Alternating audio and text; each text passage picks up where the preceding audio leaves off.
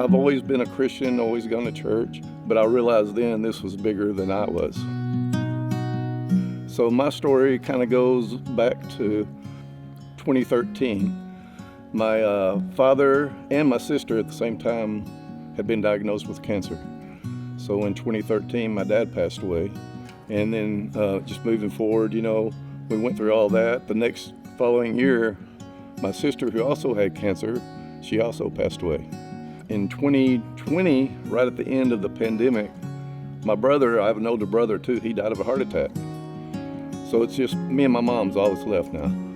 Just jumping to 2022, in April of that year, they found a spot on my scalp, and they did a biopsy on it, and it turned out to be melanoma cancer.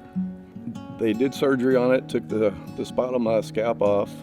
It was successful. They got it all the way down to almost the skull.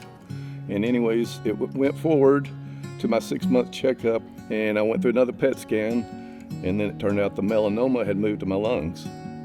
Just praying to God, I realized then it was more than I could deal with. So for the first time in my life, I finally decided, well, I'm just gonna have to give it all to God and let Him deal with it. So going forward, we started treatments in January of 2023.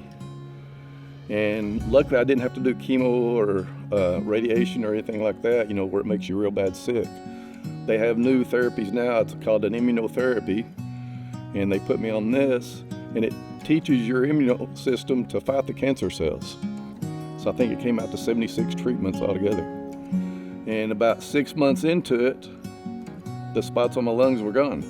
And I also retired at the end of December last year. So a lot of changes for me, but I've had 2 PET scans so far this year, and both of those were normal. But going back, right as I was going through the last several months of my treatments, in the beginning I was telling the church that I was going to didn't work out. I was led to Fellowship of the Parks, and it's just been great here. Fellowship of the Parks, everybody just treats me so well and is very inviting. Well, the very first person I met was Chris. And I mean, he remembered me every week when I started coming back, and he'd shake my hand and ask me how I was doing. Met Seth, talked to him some, got to know him a little bit. And then of course Doug, I shook hands with him several times and talked to him, had good conversations with him. And it just felt like family, it just fit in that well. And then from that point forward, I put on the sheet that I was interested in serving. And what I really like to do is meet people, and being one of the greeters, seemed to fit me best. You remember the faces, and you get to know the people that are coming in. So, it didn't take me very long. I knew people's names when they came in and greeted them, tell them, hi, how are you doing, and all that. So it was really good.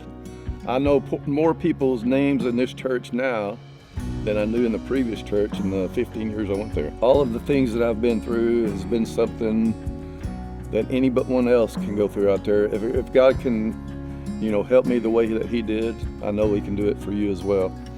Don't try to carry the burden yourself, because if you do, it won't come out as good as if you trust God and put the burden on Him and let Him carry it for you. And don't be just an observer. Reach out, seek God, follow Him, and He will answer your prayers. I got a smile you can't wipe off my face, so it's great.